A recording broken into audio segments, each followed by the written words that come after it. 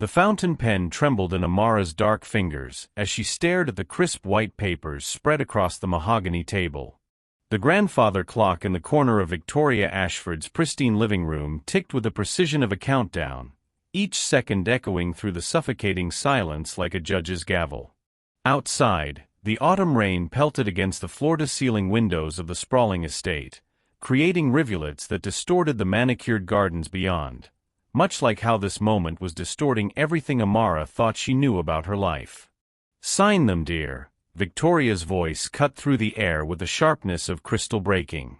The older woman sat rigidly across from her, perfectly coiffed silver hair catching the lamplight, her pale hands folded with the patience of someone who had never been denied anything in her 62 years.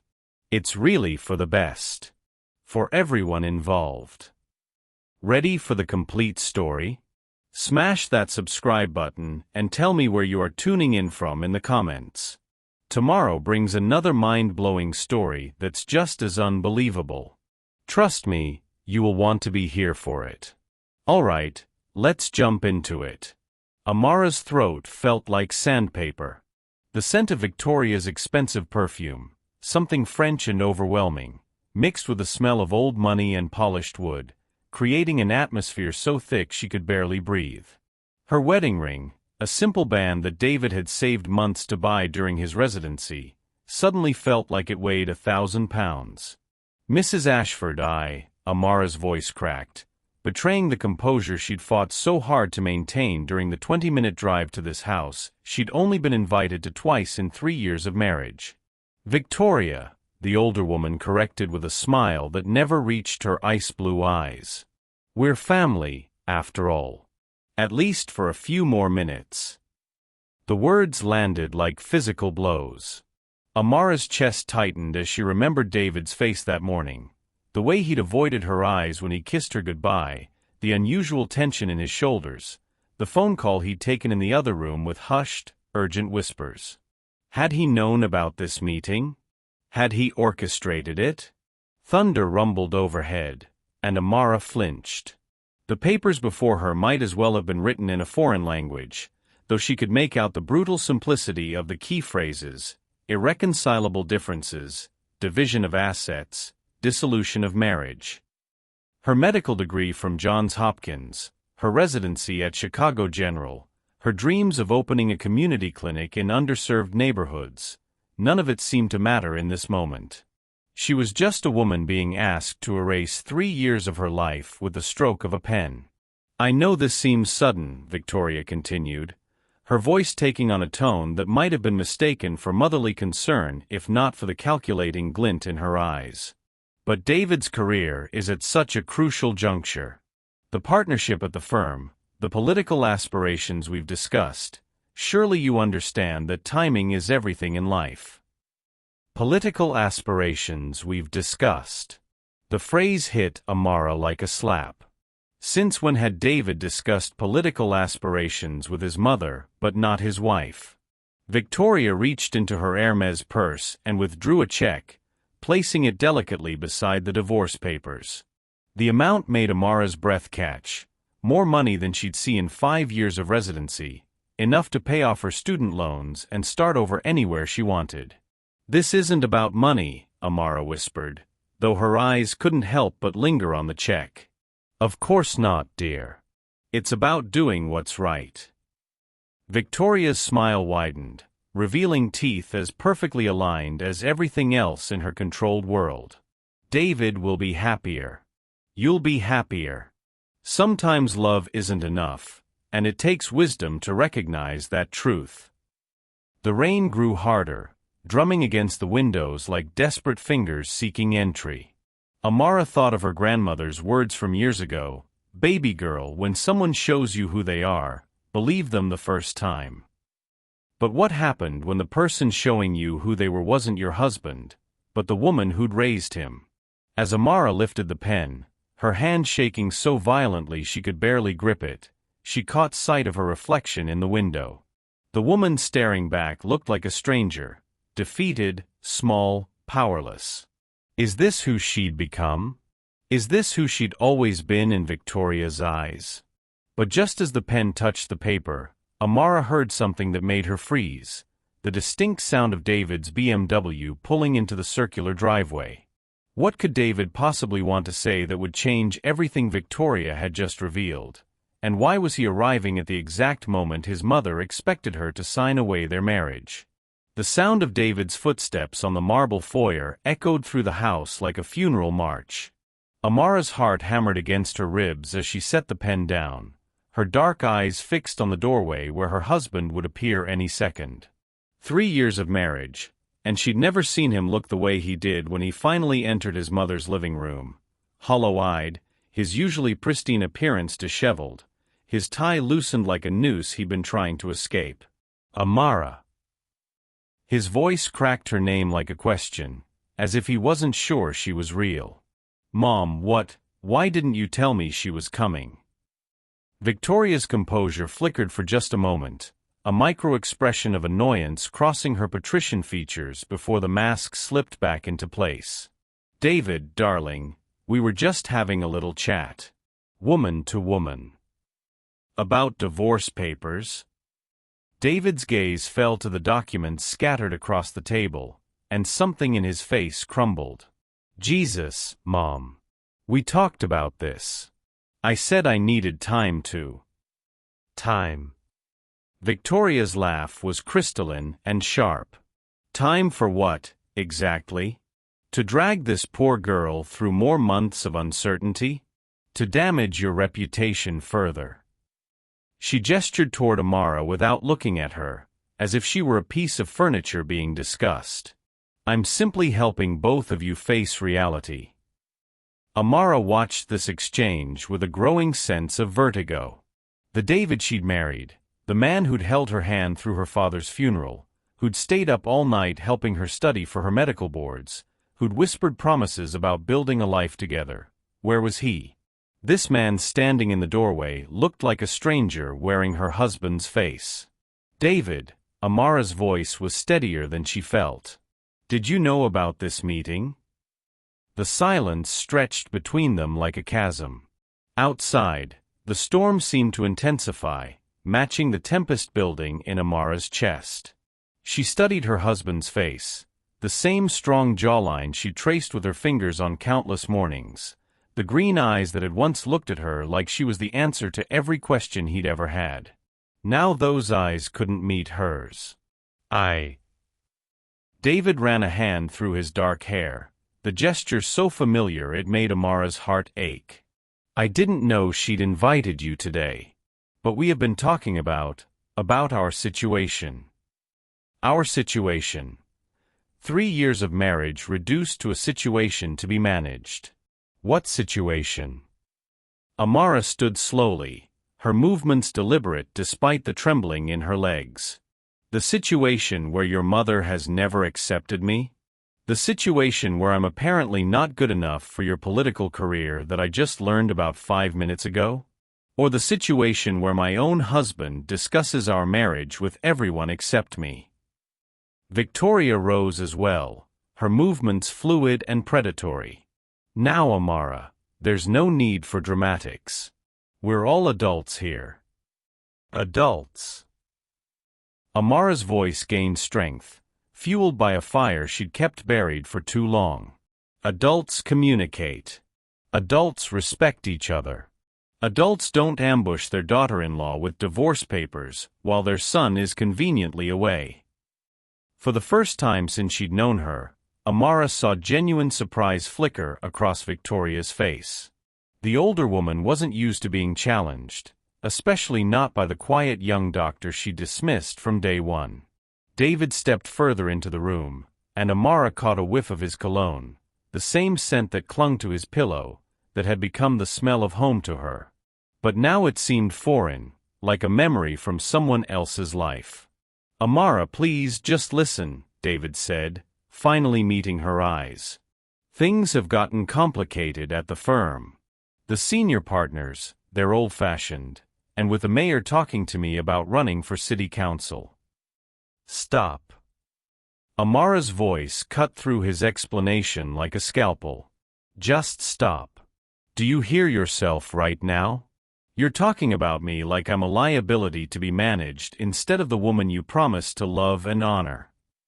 Her mind flashed to their wedding day, small and intimate, held in her family's church in Chicago. David had looked at her like she was magic when she walked down that aisle. Her grandmother had whispered, "That boy loves you something fierce, baby girl," and Amara had believed it with every fiber of her being. "That's not," David started, but Victoria interrupted. "Amara, dear, you're being emotional. Perhaps that's understandable, but emotion clouds judgment." Victoria moved to stand beside her son, a united front that made Amara feel more alone than she ever had in her life. David has opportunities that could benefit so many people. A chance to make real change in this city. Surely you wouldn't want to stand in the way of that. The manipulation was so smooth, so perfectly crafted, that Amara almost admired its artistry. Victoria Ashford was a master at making her cruelty sound like compassion, her control seem like guidance. "And what about my opportunities?" Amara asked quietly. "What about the clinic I want to open? The patients I want to serve? The dreams I had about us building something together?" David's jaw tightened. "That clinic. Amara, be realistic. The neighborhoods you want to work in, they're not safe. And the financial projections. You've been planning this for a while, haven't you?" Amara's voice was barely above a whisper, but it carried the weight of dawning understanding. "Both of you. This isn't about political timing or career opportunities. This is about the fact that you never really saw me as your equal, did you, David?"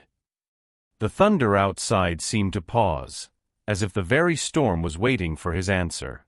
When David looked away again, unable to meet her eyes, Amara felt something inside her chest break clean in half. But alongside the heartbreak came something else, something that felt like waking up after a long, confused sleep. For 3 years, she'd been trying to fit into spaces that were never meant to hold her, trying to make herself smaller to accommodate other people's comfort zones. "You know what?"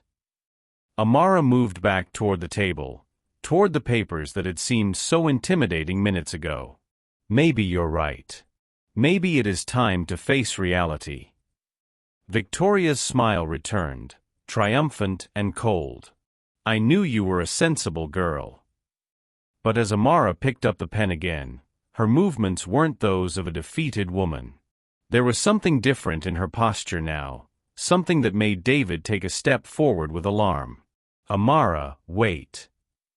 The pen hovered over the signature line as Amara looked up at both of them, the woman who'd never thought she was good enough, and the man who'd apparently agreed with her. What reality was Amara finally ready to face, and why did the possibility of her signing those papers suddenly seem to terrify the very people who demanded it? The pen trembled in Amara's grip, suspended over the signature line like a sword about to fall. But instead of signing, she did something that shocked everyone in the room, including herself. She laughed. It started as a small sound, barely more than a breath, but it grew into something rich and genuine, the first authentic sound she'd made since entering this suffocating house. Both David and Victoria stared at her as if she'd lost her mind. "You know what's funny?" Amara set the pen down with deliberate care and looked directly at Victoria. 3 years ago, when David first brought me home to meet you, I was so nervous I threw up twice before we rang your doorbell. I wanted your approval so badly that I researched your favorite wines, your charity work, even your college sorority. I thought if I could just prove I was worthy, you'd accept me. Victoria's smile faltered slightly. "Amara, I'm not sure what point you're trying to make." "My point," Amara continued, her voice growing stronger with each word, "is that I've spent 3 years trying to earn something that was never actually available to me. You never intended to accept me, did you? Not because of who I am, but because of what I represent." The words hung in the air like an accusation. David shifted uncomfortably, but Victoria's mask of civility began to slip. "I don't know what you're implying." I'm not implying anything. I'm saying it outright. Amara stood, and for the first time since entering this house, she felt like she was taking up the space she deserved. You couldn't stand that your son fell in love with a black woman. You've been planning to end this marriage since the day it began. The silence that followed was deafening. Victoria's face went white, then red, cycling through emotions she'd probably never had to confront so directly. "How dare you," Victoria began, but David cut her off.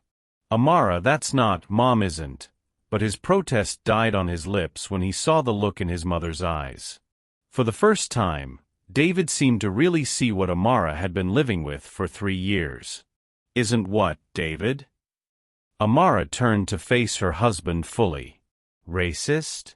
Because let me tell you about some of the things your mother has said to me when you weren't around. The comments about my hair being unprofessional when I wore it natural. The suggestions that I might be more comfortable at the Black Medical Association events instead of the hospital galas.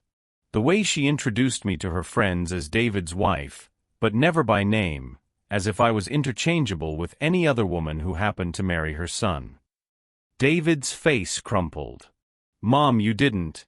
You never told me you said those things." Victoria's composure finally shattered completely. "Everything I've done has been to protect this family. To protect you." Her voice rose to a pitch Amara had never heard before. "Do you have any idea what people say? What the partners at your firm whisper when they think no one is listening? This marriage is a mistake, David, and deep down you know it." "Because I'm black," Amara said flatly. "Say it, Victoria. Stop hiding behind words like complicated, and timing, and political aspirations. You want me gone because I'm black, and you think I'll hold your son back from the life you planned for him." The accusation hung between them like a live wire. Victoria opened and closed her mouth several times, clearly wanting to deny it but unable to find words that wouldn't damn her further. But David's reaction surprised them both. Instead of rushing to defend his mother or deflect the uncomfortable truth, he sank into one of Victoria's pristine white armchairs and buried his head in his hands. "God," he whispered. "God, Amara, I'm so sorry. I didn't see. I didn't want to see." "But you felt it, didn't you?" Amara's voice was gentler now, but still unflinching. "Every time she made one of her comments, every time she excluded me from family events, every time she found reasons why I wasn't quite right for you, you felt it, but you chose not to deal with it." David looked up at her with tears in his eyes. I thought if I just gave her time, she'd come around. I thought if I proved to her how much I loved you." "You can't love someone into accepting your wife's humanity, David." Amara felt her own tears threatening, but she blinked them back. "And you can't build a marriage on the hope that someday your family will decide I'm worthy of basic respect."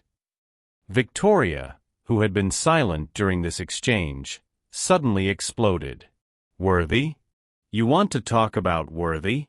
You trapped my son with your neediness, your constant demands for attention." "Stop." The word came from David, sharp and final. He stood up, and for the first time since entering the room, he looked like the man Amara had married. "Just stop, Mom. Don't say another word." But Victoria was beyond stopping. Years of carefully controlled prejudice poured out like poison from a burst dam. "She's dragging you down, David. That clinic she wants to open in those neighborhoods, do you know what that will do to your reputation? And the children you'd have with her." "Enough." David's shout echoed through the house like a gunshot. Even the storm outside seemed to pause in shock. Victoria stepped back, her face pale with surprise at her son's outburst. "I said enough." David's voice was deadly quiet now. I can't believe I let you." He turned to Amara, and she saw something in his face that hadn't been there before, not just regret, but a kind of awakening. Amara, I. But before he could finish, the sound of car doors slamming outside cut through the tension. Through the rain-streaked windows, they could see two figures hurrying up the walkway, one tall and elegant, the other shorter and moving with purpose. "Who?" Victoria began, but her question was answered when the doorbell rang with authority.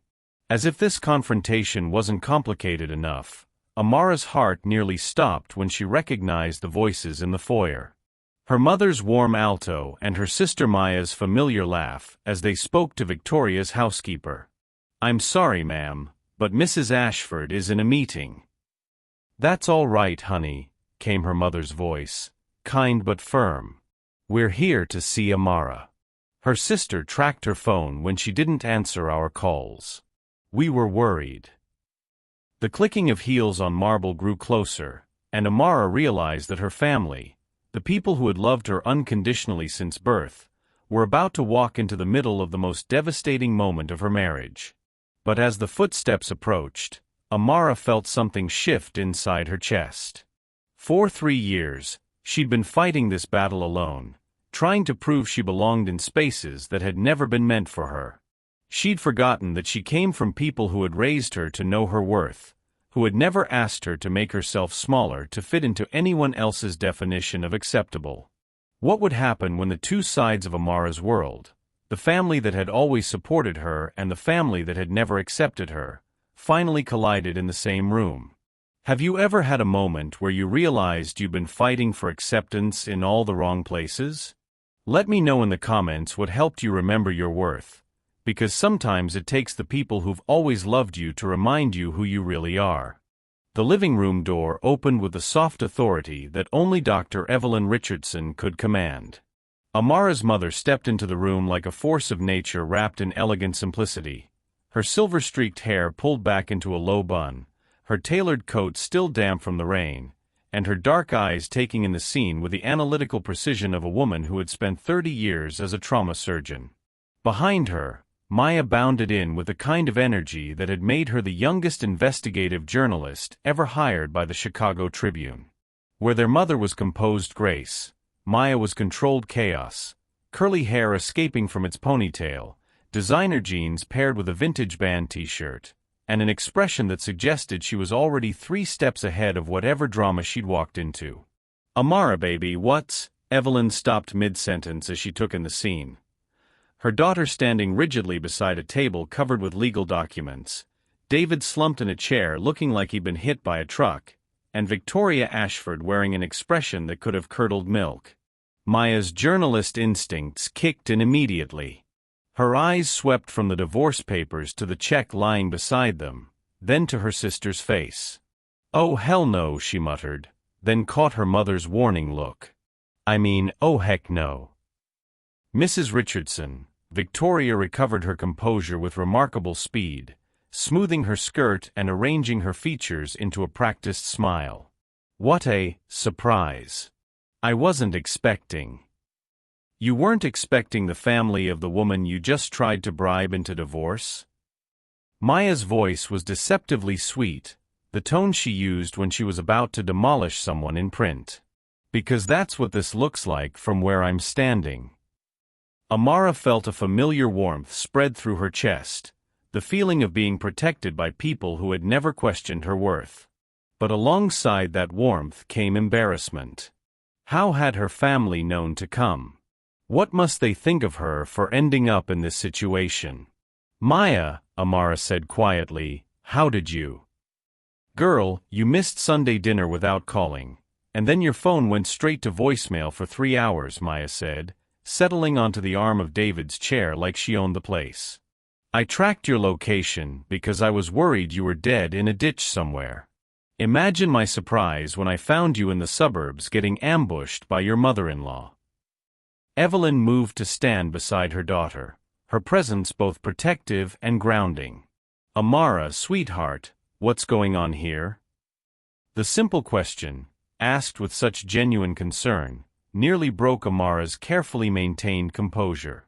This was her mother, the woman who had worked double shifts to put her and Maya through college, who had celebrated every achievement with fierce pride, who had never once made Amara feel like she needed to prove her worth.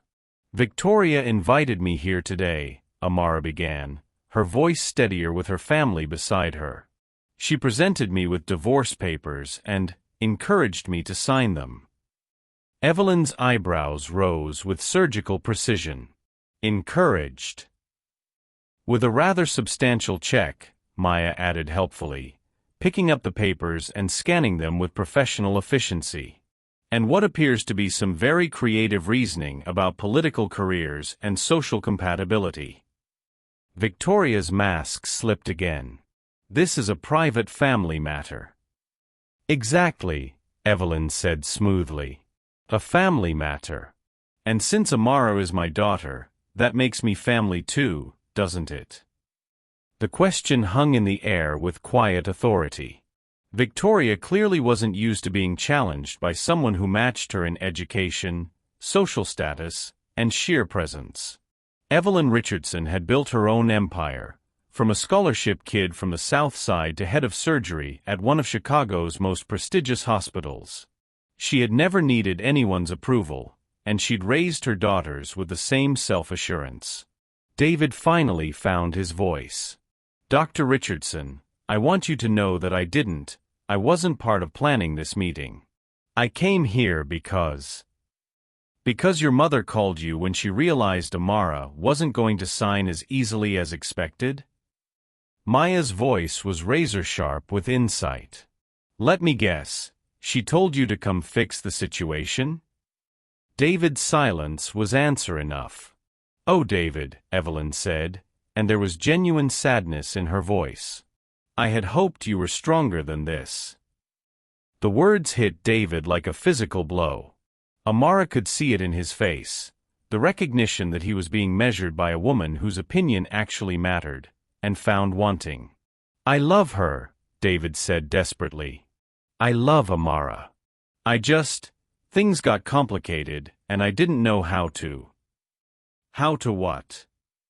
Maya stood up, her small frame vibrating with protective fury. "How to tell your racist mother to back off. How to defend the woman you promised to honor and protect. How to be an actual husband instead of a mama's boy who lets his wife get ambushed with divorce papers." "Maya," Amara warned, but her sister was just getting started. "No, Amara. I'm done watching you make excuses for people who don't deserve them." Maya turned back to David, and her voice dropped to the tone that had made politicians and CEOs tremble during interviews. "You want to know what complicated looks like? Complicated is my sister working 18-hour days in medical school while dealing with professors who questioned whether she belonged there. Complicated is her finishing at the top of her class and still having people assume she got there because of affirmative action.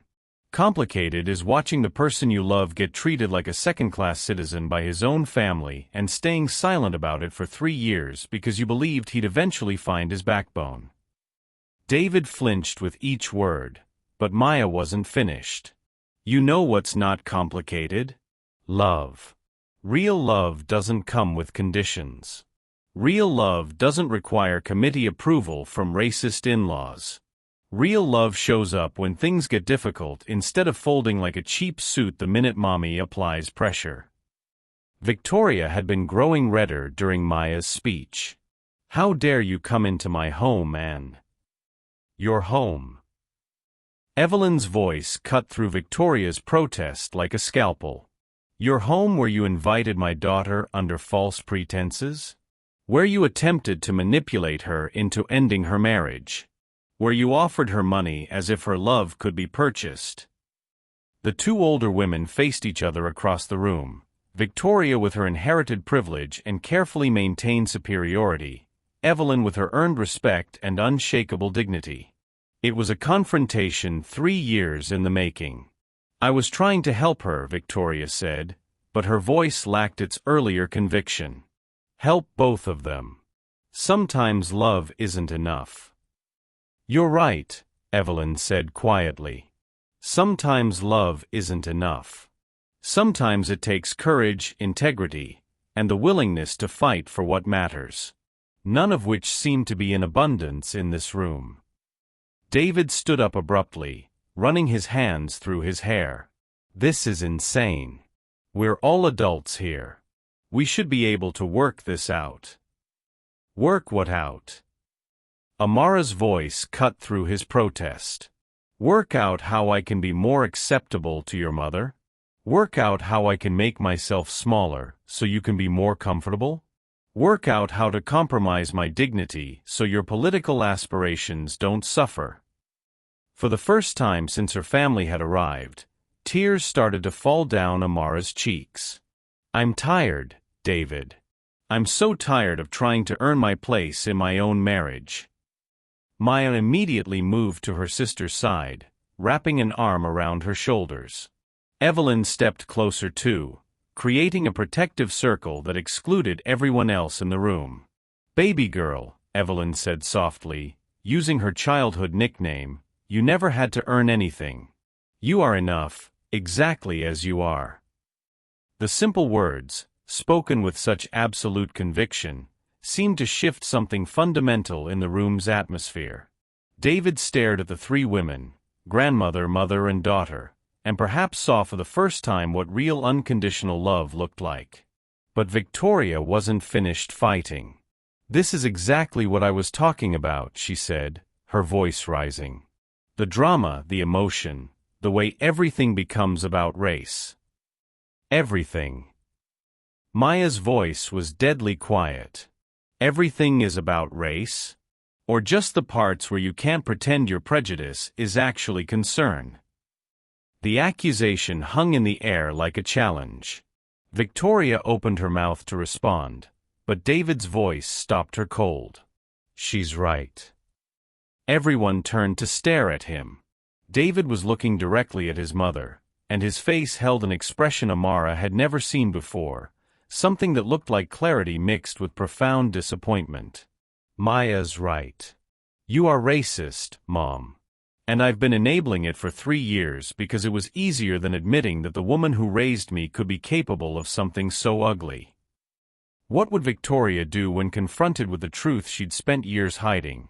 And would David's moment of clarity be enough to save a marriage that had been under attack since the day it began? The words seemed to echo in the ornate living room long after David had spoken them.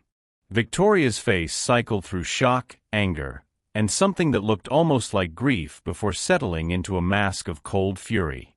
"How dare you," she whispered, her voice trembling with rage. "After everything I've sacrificed for you, after everything I've built for this family, you stand there and call me a racist." David's voice was steady now, stronger than Amara had heard it in months. "Because that's what you are, Mom. And the worst part is, I think I've always known it. I just told myself you were protecting me, that you wanted what was best for me. But what you really wanted was to control me." Victoria's composure finally shattered completely. "Control you? I gave you everything. The best schools, the right connections, a path to a life that matters. A life that matters." David laughed, but there was no humor in it. "According to who? According to your country club friends? According to people who think someone's worth is determined by their zip code and their skin color?" Amara watched this confrontation with a mixture of vindication and heartbreak. For 3 years, she'd hoped for this moment, for David to finally see his mother clearly, to finally choose their marriage over his family's approval. But now that it was happening, she could see the cost written across his face. He was losing his mother, his anchor, his version of normal, all in the space of a few brutal minutes. Maya, never one to let a moment of truth pass unremarked, pulled out her phone and began typing rapidly. "This is fascinating from a psychological perspective," she murmured. "The moment when denial finally cracks under the weight of reality." "Maya," Evelyn warned, but her younger daughter was already lost in journalist mode. "No, Mom, think about it. Mrs. Ashford here has spent years perfecting her performance of benevolent concern, while systematically trying to destroy her daughter-in-law's marriage. It's actually brilliant in its subtlety. I am not some case study for your articles."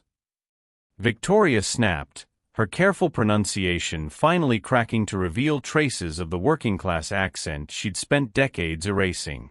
"No," Maya agreed, looking up from her phone with predatory interest.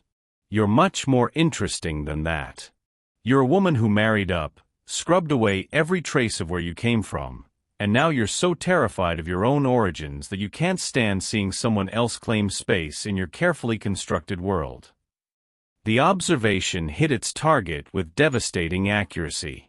Victoria went white, then red, her mouth opening and closing like a fish gasping for air. "How did you?" she began, then stopped herself, but it was too late. "Did what?" "My research." Maya's smile was sharp as a blade. "You think I didn't do a background check on the woman who's been making my sister's life hell?" Victoria Kowalski from Hammond, Indiana.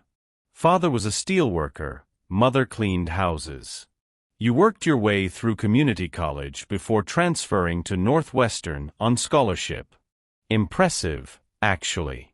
Until you decided that climbing the social ladder required stepping on everyone you thought was beneath you. The silence that followed was deafening.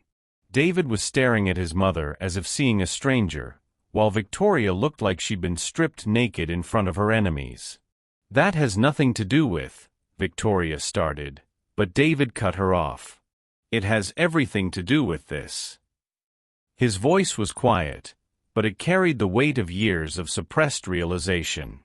"You've been so afraid of anyone discovering you're not really one of them that you've spent my entire life making sure I only associated with people who couldn't threaten your carefully constructed image."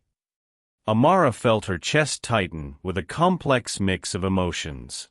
Part of her wanted to feel sorry for Victoria, to recognize the pain of a woman who had worked so hard to escape her origins that she'd lost herself in the process.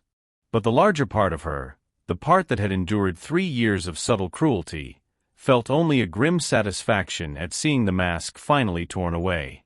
"This is why you hated me from the beginning," Amara said quietly. "Not just because I'm black, but because I'm comfortable with who I am. Because I never tried to hide where I came from or apologize for my family. That must have been terrifying for you, watching your son fall in love with someone who had the confidence you've spent your whole life trying to fake." Victoria's face crumpled, and for a moment, she looked like a lost child rather than the formidable matriarch she'd always presented herself as. "You don't understand," she whispered. "You don't know what it's like to claw your way up from nothing, to fight for every opportunity, to know that one wrong move could send you tumbling back down." "You're right," Evelyn said, stepping forward with surprising gentleness. "Amara doesn't know what that's like. Do you know why? Because I made sure she never had to. I climbed those same mountains you did, Victoria. The difference is that when I reached the top, I didn't forget where I came from. I didn't decide that my success required keeping other people down." The two women looked at each other across the room. Two mothers who had fought similar battles but emerged with completely different definitions of victory. "I built something," Victoria said desperately. "A life, a reputation, a legacy for my son." "You built a prison," David said, and his voice was full of grief. "For both of us.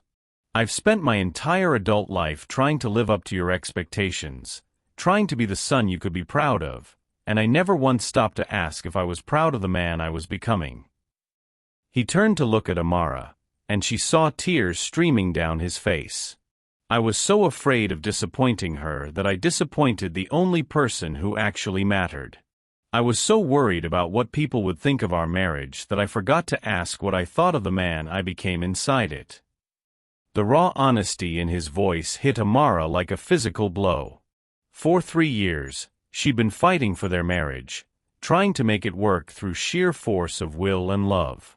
But looking at David now, really seeing him perhaps for the first time, she realized something that shattered her heart and liberated her soul at the same time. "David," she said softly, "do you even know who you are without her approval?" The question hung in the air like a challenge. David opened his mouth to answer, then closed it again, his face cycling through confusion and dawning horror. He started, then stopped. I've never. That's what I thought, Amara said, and her voice was filled with a sadness that went beyond their marriage, beyond this moment, to the core of what love was supposed to be. You can't love someone fully when you don't know who you are. And you can't build a life with someone when you're still asking permission from the people who raised you. Maya looked up from her phone, her expression softening as she watched her sister's face. Amara. But Amara held up a hand, her eyes still fixed on David. I've spent 3 years trying to prove I was worthy of your love. But I was asking the wrong question. The real question is, are you worthy of mine? The words landed like a benediction and a judgment all at once. David's face crumpled completely, and he sank back into the chair as if his strings had been cut. I don't know, he whispered. God, Amara, I don't know anything anymore. Victoria, who had been silent during this exchange, suddenly straightened with renewed determination. This is exactly what I was trying to prevent, she said, her voice regaining some of its earlier authority. This drama, this upheaval. David, you're having an emotional reaction. No, Mom. David's voice was firm. I'm having a human reaction. For the first time in my adult life, I'm having a human reaction to an inhuman situation. He stood up and walked to where the divorce papers still lay scattered on the mahogany table. For a moment, Amara thought he was going to tear them up, to declare his love and fight for their marriage. Instead, he picked up the pen she had abandoned and did something that surprised everyone in the room. He signed them. But why would David sign the divorce papers himself? And what revelation was about to change everything everyone thought they knew about this marriage, this moment, and what came next? The scratch of pen on paper was the only sound in the room as David signed his name with deliberate, careful strokes. When he finished, he set the pen down and looked up at Amara with eyes that held more clarity than she'd seen in 3 years of marriage. There, he said quietly. Now you don't have to choose. Now you're free. The words hit Amara like a physical blow. She had been prepared for many things in this moment. For him to fight for their marriage, for him to side with his mother, even for him to walk away in confusion. But this deliberate act of sacrifice, this gift wrapped in the form of abandonment, left her reeling. David, what are you? She started, but he shook his head. I'm doing what I should have done 3 years ago, he said, standing and facing his mother with an expression of profound disappointment. I'm choosing Amara's happiness over your approval. It's just too late to save our marriage in the process. Victoria stared at the signed papers with something approaching panic. David, you can't possibly. This isn't what we discussed. What we discussed? David's laugh was bitter. We never discussed anything, Mom. You made proclamations, and I followed them like a trained dog. But you know what? I'm done performing for you. He turned back to Amara, and she could see the man she'd fallen in love with flickering like a candle flame beneath years of conditioning and compromise. I signed those papers because you deserve better than a husband who spent 3 years learning how to stand up for you. You deserve someone who never had to learn that lesson at all. Maya, who had been uncharacteristically quiet during this exchange, suddenly looked up from her phone with an expression of alarm. Oh shit, she muttered, then caught her mother's look. Oh shoot. Amara, we need to go. Now.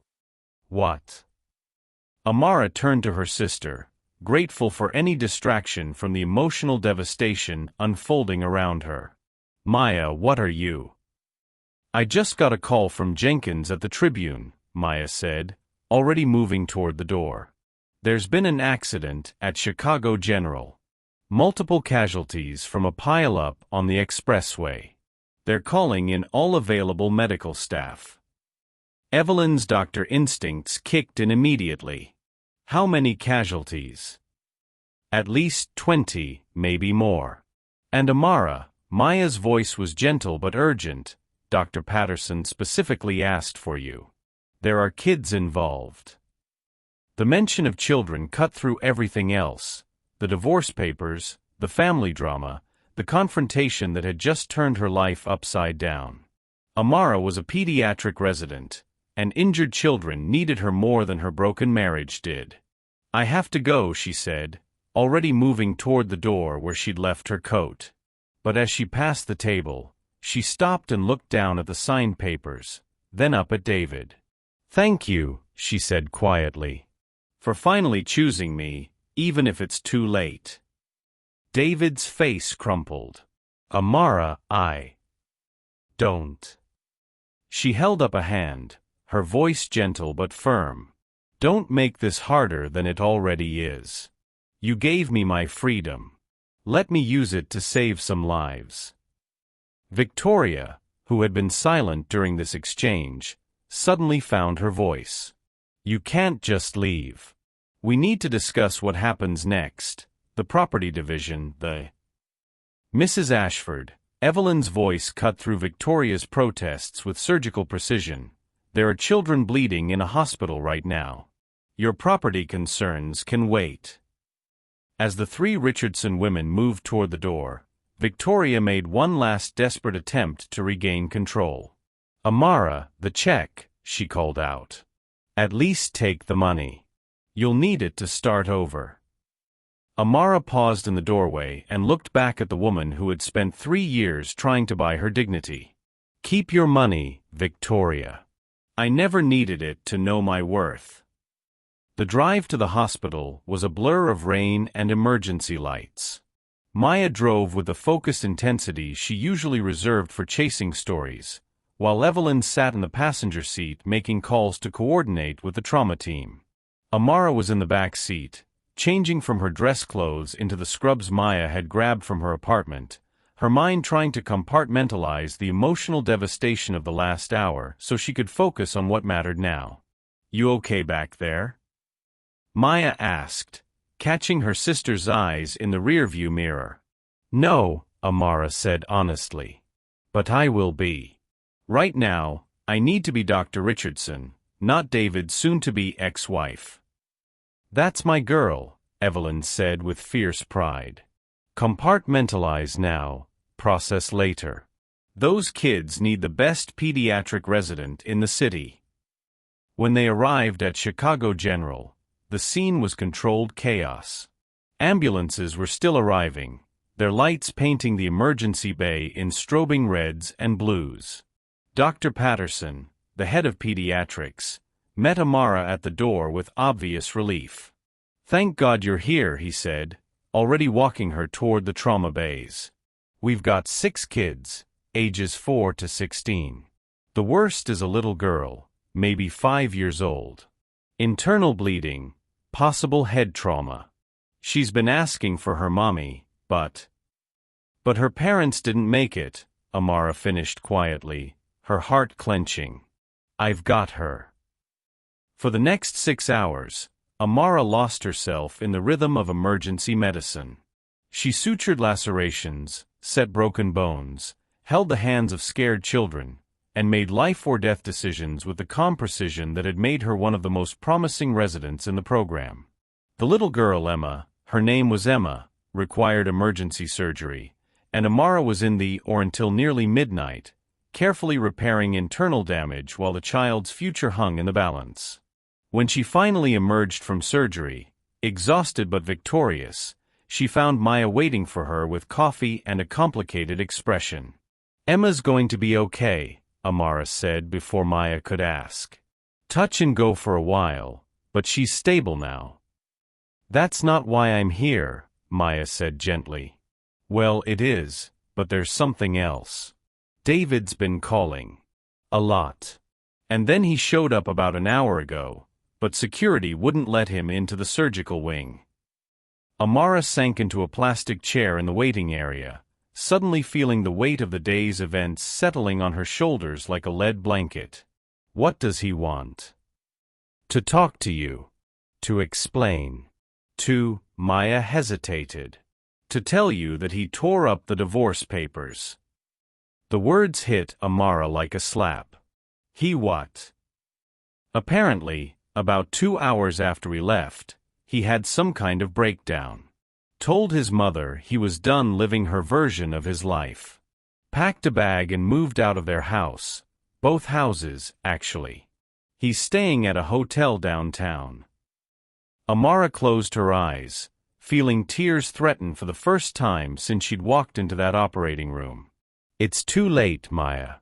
Even if he's finally ready to be the husband I needed, I'm not sure I'm ready to be his wife anymore. Maya sat down beside her and took her hand. What do you mean? I mean, Amara said, opening her eyes and looking around at the hospital that had become more of a home to her than the house she'd shared with David.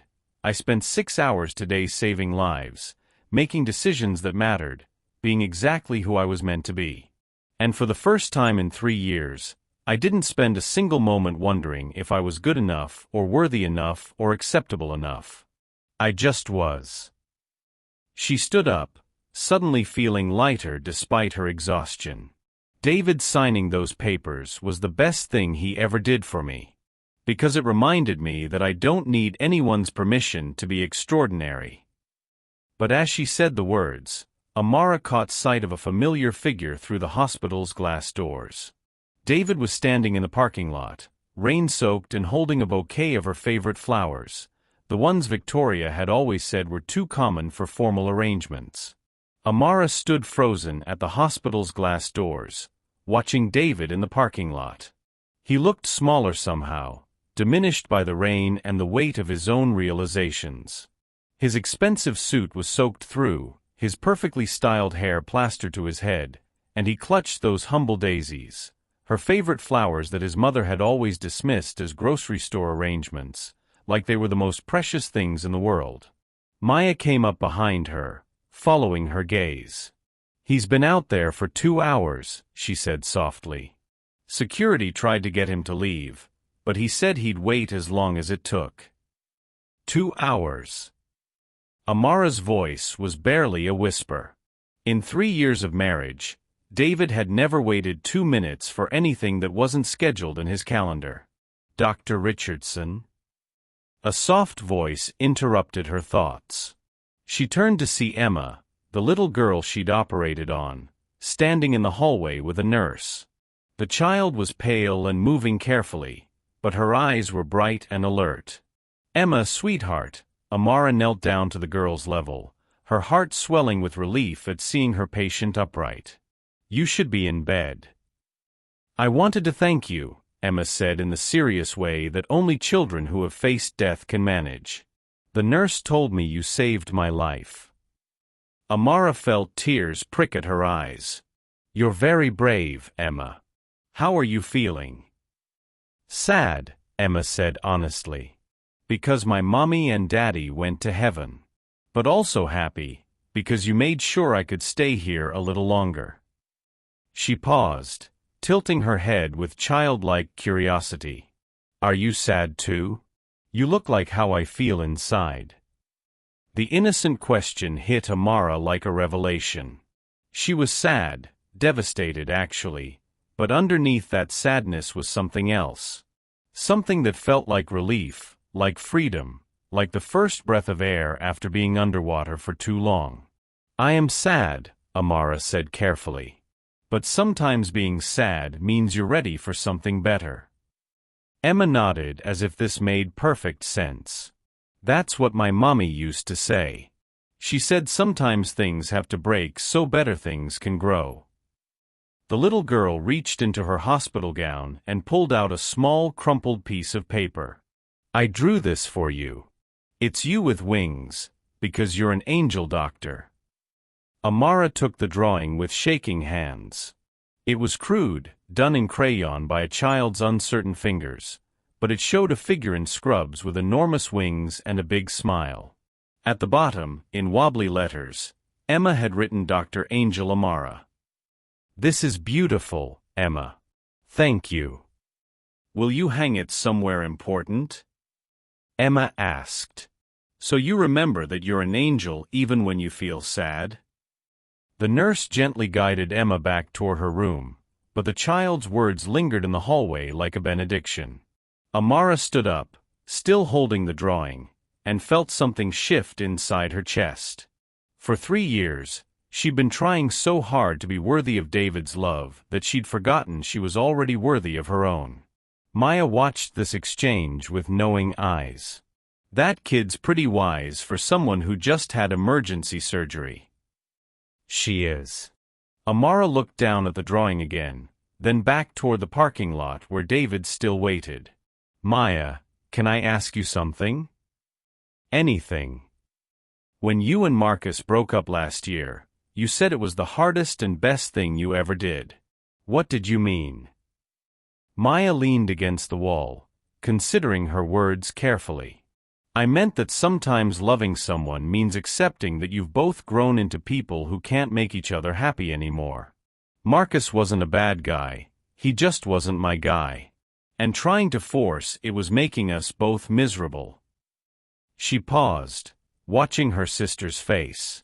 But this feels different, Amara.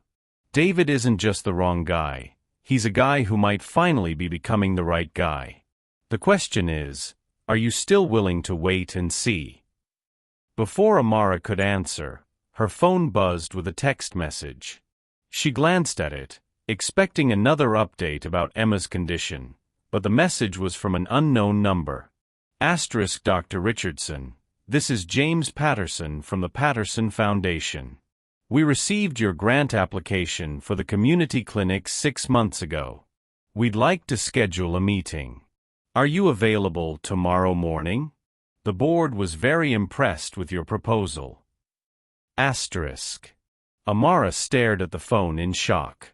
She'd submitted that grant application during one of her lowest points in the marriage, when she'd needed something to remind her of her own dreams and ambitions. She'd never heard back and had assumed it was rejected. What is it? Maya asked, noting her sister's expression. The Patterson Foundation wants to meet with me tomorrow.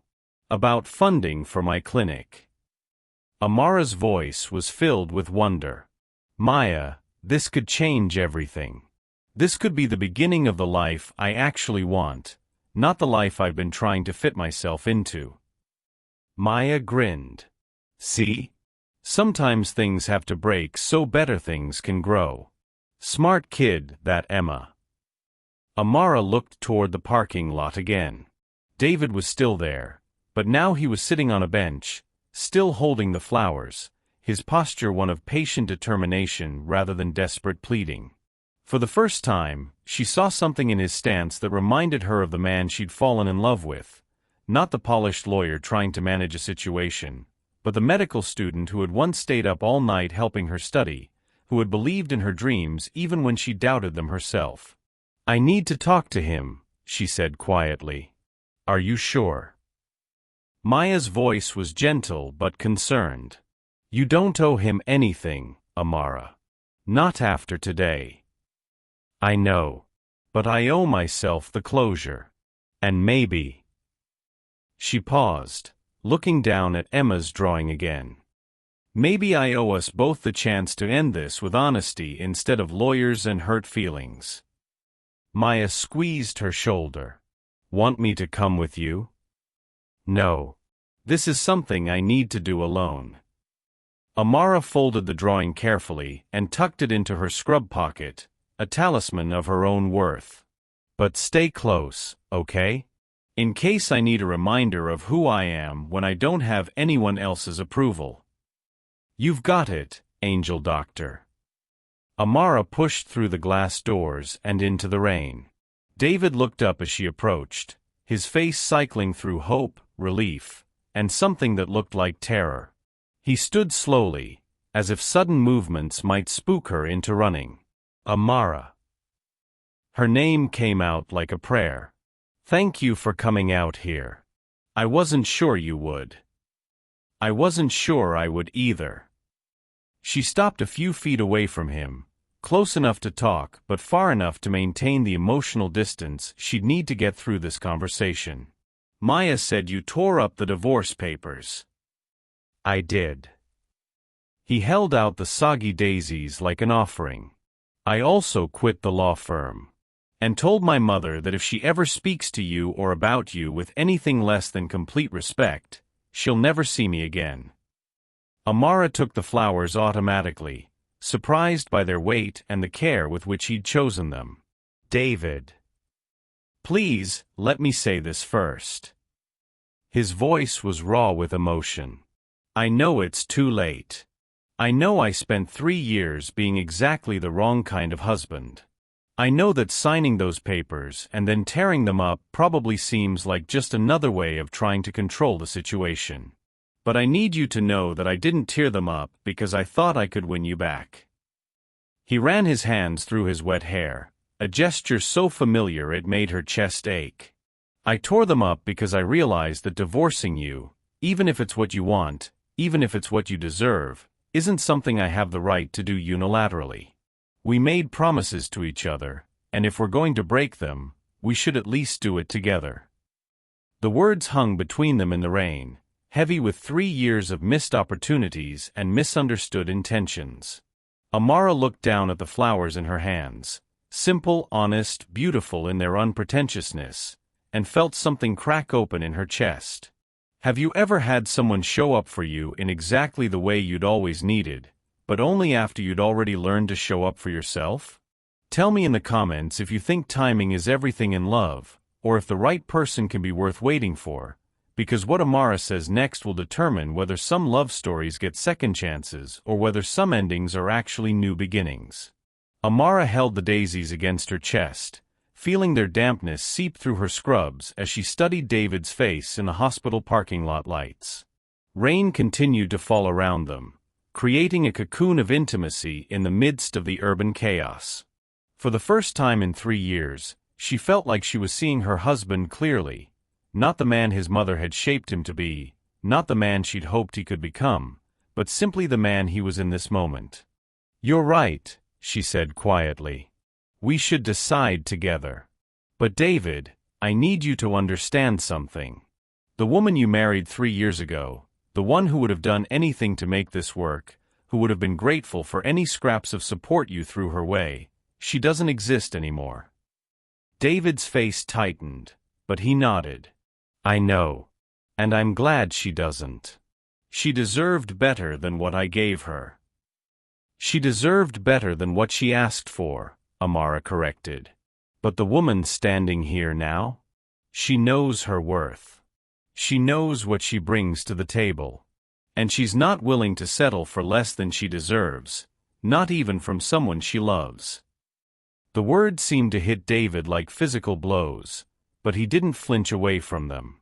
What do you deserve, Amara? Tell me. Because I want to know if I'm even capable of being that man. It was such a simple question, but it opened something inside Amara that had been locked away for years. I deserve a partner who sees my dreams as important as his own. I deserve someone who stands up for me in rooms where I'm not present. I deserve love that doesn't come with conditions or require committee approval. Her voice grew stronger with each word. I deserve someone who loves me loudly, David. Publicly. Proudly. Without apology. And if I can be that man? If I can learn to be that man. Amara looked down at the drawing Emma had given her, still tucked safely in her pocket, then back at David's earnest face. That's not the right question anymore. What do you mean? I mean, the question isn't whether you can be the man I deserve. The question is whether I still want to be your wife. She saw him flinch, but pressed on.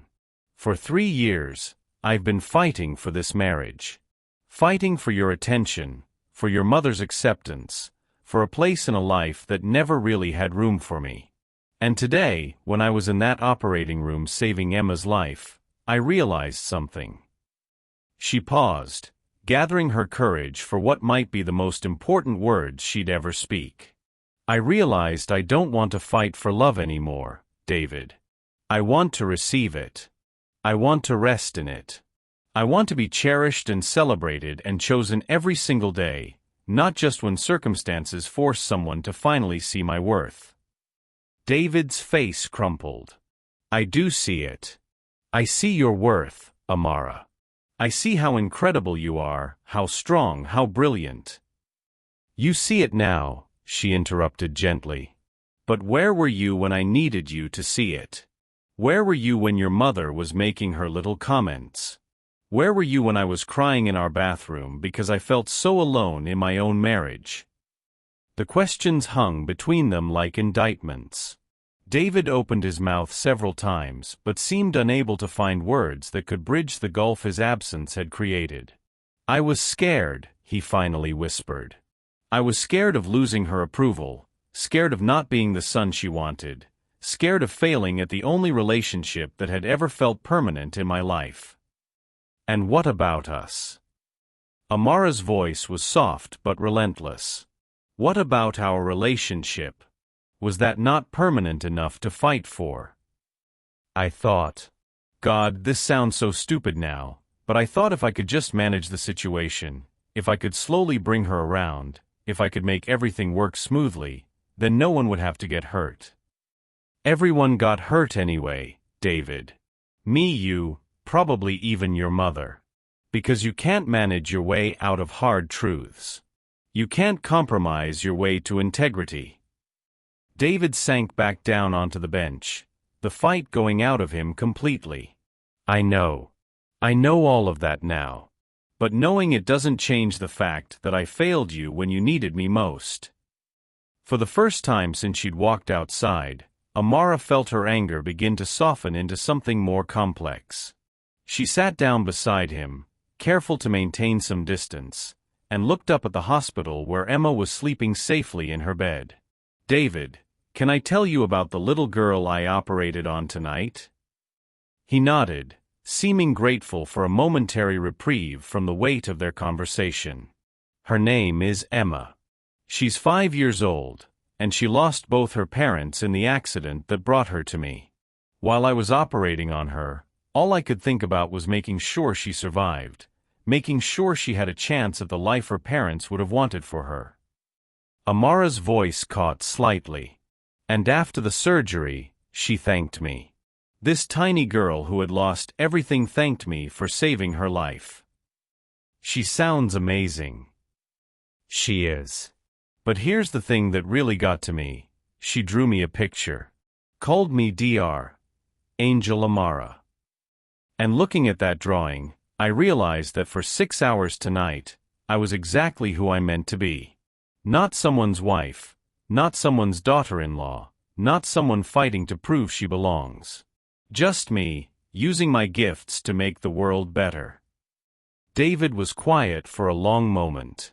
You're going to leave me, aren't you? The question was asked with such quiet resignation that it broke Amara's heart all over again. I don't know, she said honestly. For 3 years, I thought the question was whether our marriage could survive your mother's disapproval. But the real question is whether it can survive us finally becoming the people we were always meant to be. What do you mean? Amara turned to face him fully. I mean you spent 3 years being your mother's son instead of your own man. And I spent 3 years trying to earn my place in your life instead of building my own. We've both been playing roles, David. The question is, do we like who we are when we're together? Before David could answer, Amara's phone buzzed again. She glanced at it and felt her heart leap.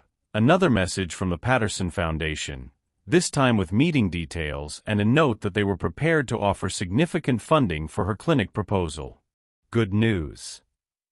David asked, noting her expression. The best.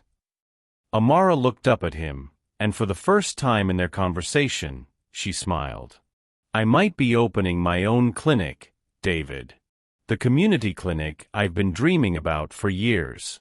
It's actually going to happen. The joy in her voice was unmistakable, and David's face lit up with genuine happiness for her. Amara, that's incredible. You deserve this. You've worked so hard. I have, she agreed. And that's what I've been trying to tell you. I've built something beautiful and meaningful with my life. I've become someone I'm proud of. The question is, have you? David was quiet for a long time, staring out at the rain. I don't know, he said finally. I know who I was, my mother's perfect son, the successful lawyer, the man with all the right connections. But I don't know who I am without all of that. Then maybe, Amara said gently, you need to find out. Not for me, not for us, but for you. She stood up, still holding the daisies. David, I'm going to ask you to do something that's going to be the hardest thing you've ever done. Anything. I want you to spend the next 6 months figuring out who you are when no one else is watching. I want you to build a life that makes you proud, pursue dreams that are yours instead of your mother's, become someone you'd want to be married to. David looked up at her with confusion and growing alarm. And what about us? There is no us right now, Amara said, and the words were both devastating and liberating. There's me, building the life I've always wanted. And there's you, hopefully doing the same. And in 6 months, if we're both people we're proud of, if we both have lives that feel authentic and fulfilling, then maybe we can have a conversation about whether those lives fit together. You're asking me to let you go. I'm asking you to love me enough to let me be free. And to love yourself enough to become the man you were meant to be before your mother decided who that should be. David stood up slowly, his face cycling through grief, fear, and something that might have been hope. And if I do? If I spend 6 months becoming someone worthy of you, will you be there? Amara smiled, and it was the first genuinely happy expression she'd worn all day. David, I'm going to be building something incredible with my life. The question isn't whether I'll be there. The question is whether you'll be someone worth coming home to. But as they stood in the rain outside the hospital where Amara had saved a life and perhaps found her own, would this separation become the foundation for a stronger love, or would 6 months of growth show them that some people are meant to love each other from a distance? 6 months later. The morning sun streamed through the windows of the Riverside Community Health Clinic, casting golden rectangles across the freshly painted walls. Amara stood in what would soon be her office, holding a steaming cup of coffee and marveling at how much could change in half a year. The space hummed with the energy of new beginnings, contractors putting finishing touches on examination rooms, medical equipment being carefully unpacked, and the sweet chaos of a dream finally taking physical form. Dr. Richardson? Maya poked her head through the doorway, her hair pulled back in a professional bun that couldn't quite contain her natural exuberance. The photographer from the Tribune is here for the feature story. You ready to be famous? Amara laughed, smoothing down her white coat, the same one she'd worn through residency, now bearing the embroidered logo of her own clinic. As ready as anyone can be to have their life's work splashed across the Sunday paper. The past 6 months had been a whirlwind of grant meetings, construction permits, staff interviews, and 1,000 small details that transform a dream into reality. The Patterson Foundation had not only funded her initial proposal, but connected her with other donors who believed in her vision of accessible health care for underserved communities.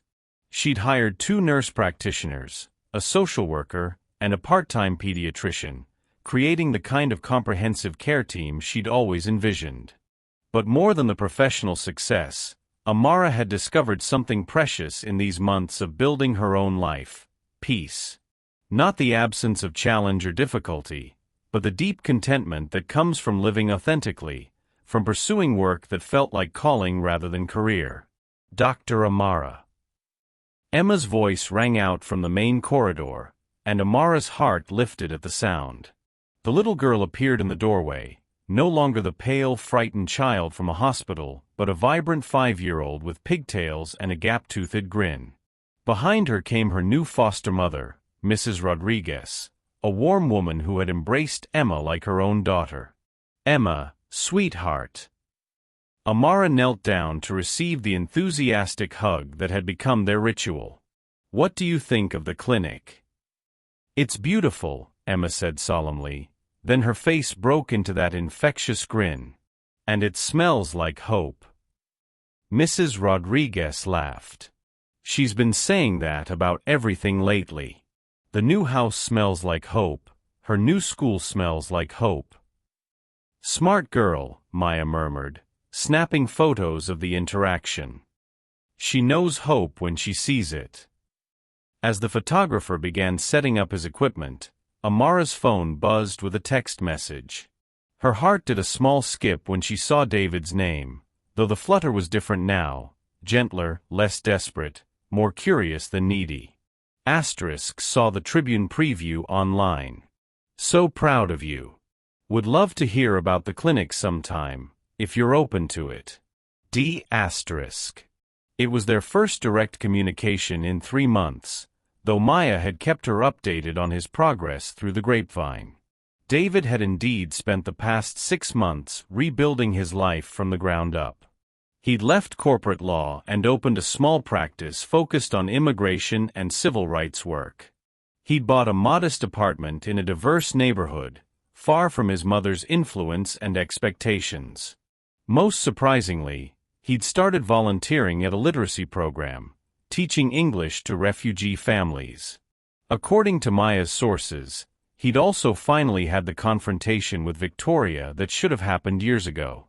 The details were private, but the result was clear. Victoria was in therapy, David had established firm boundaries, and their relationship was slowly healing on more honest terms.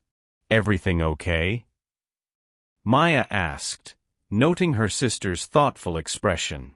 Yeah, Amara said, tucking the phone away. Just, life being complicated and simple at the same time. Before Maya could ask for clarification, Dr. Patterson, the head of pediatrics who had become both mentor and friend, arrived with a small crowd of colleagues and community leaders. The clinic's opening had drawn attention from across the medical community, not just because of Amara's innovative approach to care, but because she'd become something of a symbol. A young woman who had refused to make herself smaller to fit into spaces that didn't welcome her, choosing instead to create her own space where everyone belonged. As the photographer began capturing images of Amara with her team, with Emma, with the community members who had supported her vision, she felt a profound sense of completion. Not the ending kind of completion, but the foundation kind, the feeling of having built something solid enough to support whatever came next. Dr. Angel Amara, Emma whispered during one of the photo sessions, are you happy now? Amara looked down at the little girl who had become both patient and teacher, who had survived loss and embraced joy with equal courage. I am, sweetheart. I really am. Good, Emma said with the satisfaction of someone whose most important question has been answered. Because happy people make other people happy. It's like sunshine. As the morning progressed and the clinic began to buzz with the energy of its first official day, Amara found herself thinking about David's text. 6 months ago, the idea of hearing from him would have sent her into an emotional tailspin, would have reopened wounds that were just beginning to heal.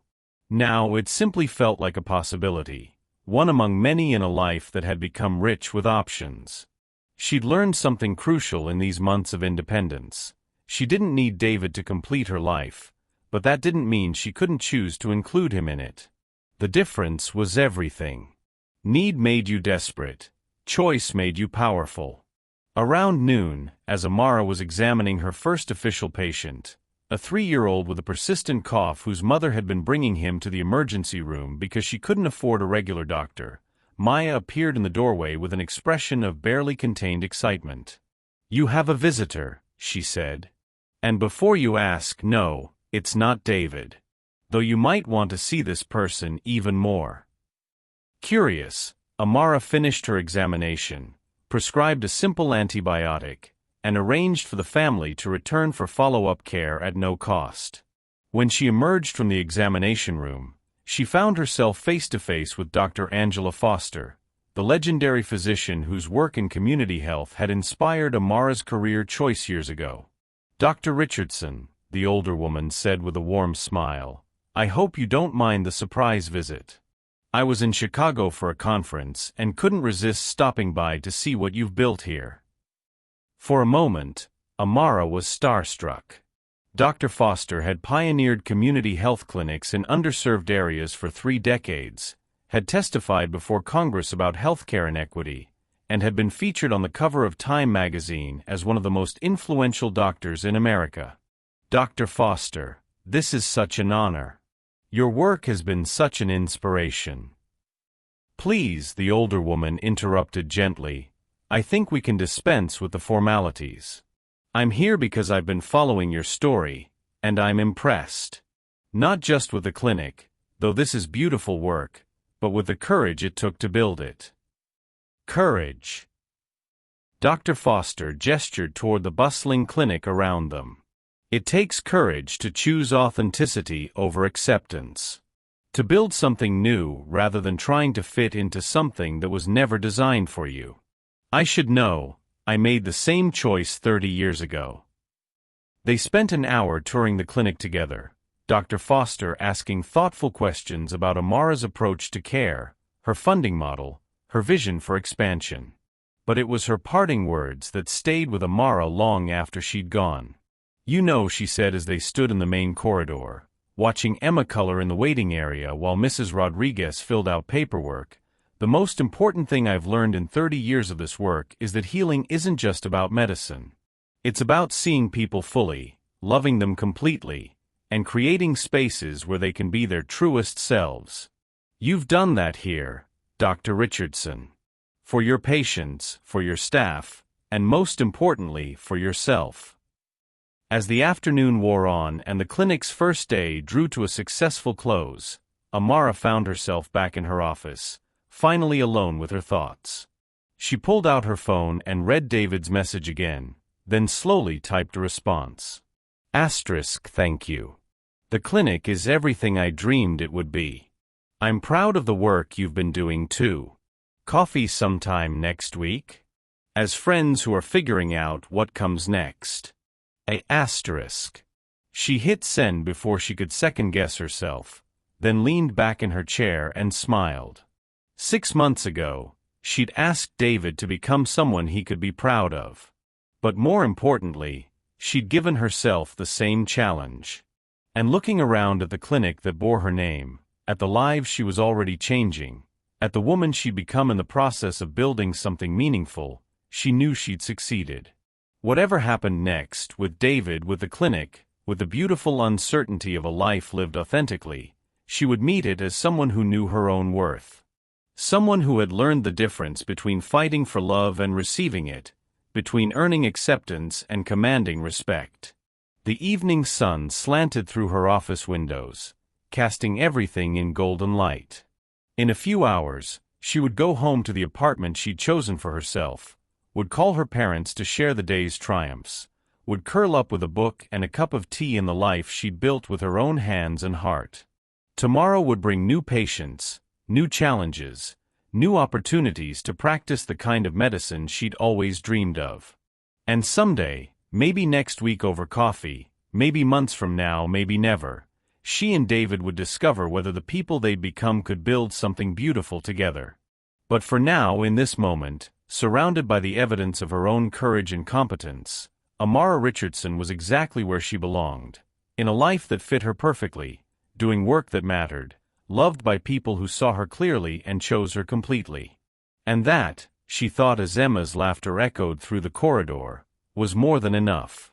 It was everything. Thank you for watching this story to the end. If you enjoyed this story, you will surely love the next one. It is as interesting and even more intriguing than you can ever imagine. So do check it out. Click on the image showing on your screen right now to watch the next one.